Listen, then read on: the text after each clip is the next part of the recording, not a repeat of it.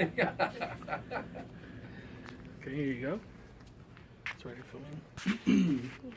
I thank you everyone for being here so I can do my speech. All right, so sorry the beach is closed today. Fish are floating in the water and the smell of death is filling the air.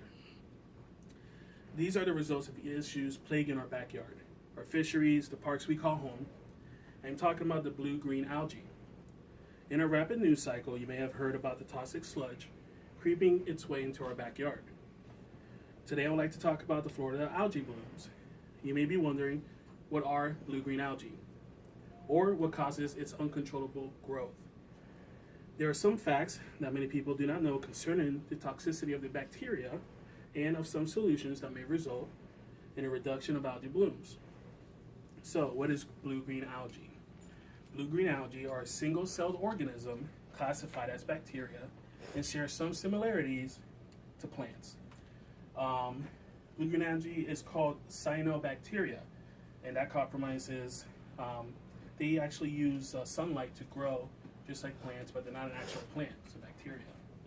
Interestingly enough, blue-green algae are among the oldest group of organisms on Earth.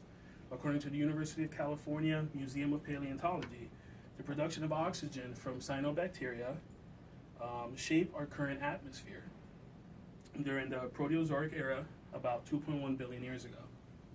So, you might be telling yourself, algae are wonderful, it's half plant, half bacteria, and it made oxygen for us to breathe now. But the truth about algae is that it can be a sort of barometer on the health of our local environments. So what causes algae blooms? The cause of algae blooms is a reliable indicator, first, of something gone awry in our water systems. Algae blooms are a result of the quality of the fresh water. Specifically in Florida, our most recent algae bloom outbreak started when the Army Corps of Engineers began to drain Lake Okeechobee, our nation's second largest freshwater lake, to prevent flooding.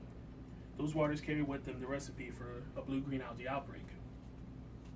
Lake Okeechobee contains excessive levels of phosphorus and nitrogen as a result of decades of runoff from surrounding farming communities and urbanization. The same fertilizer used on our lawns and to provide high-yield crops can work their way into the lake. And over time, these chemicals build and have collected in the lake at high enough concentrations to support uncontrollable growth. The Army Corps of Engineers faces a dilemma: either allow flooding or release contaminated waters. The result turned into a recent problem, toxic buildup of bacteria, the blue-green algae, and has become a harbinger for more dangerous bacteria to form in those conditions. So some of the toxic facts about blue-green algae. So we have a perfect storm of environmental variables leading into an outbreak of blue-green algae at scale significant enough to prompt a state of emergency for the state of Florida. The dangers we face are in toxins created when the right conditions are present. Now, the blue-green algae may produce a myriad of toxins referred to as cyanotoxins. Some studies suggest people living within a half mile of the algal blooms are at a greater risk of developing Lou Gehrig's disease. The toxins created by the algae can also cause liver damage and, present symptoms such as rashes, respiratory issues, and headaches. The toxicity of the water has prompted the official closing of beaches to prevent any harm to the public. So some of the ways that we can reduce algae blooms is there are options for reducing the chemical buildup of nitrogen and phosphorus, which are the leading cause of uncontrollable algae blooms. According to the Environmental Protection Agency, nutrient pollution reduction can take place if we understand the primary source of the pollution.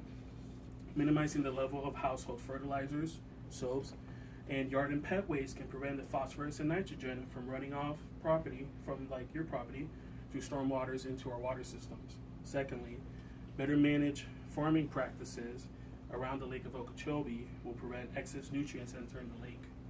So together, understanding what blue-green algae blooms are, the cause, the dangers, and some solutions can help us work together to reduce the damages made for pristine land. So thank you for listening to my speech. I appreciate it. Thank you.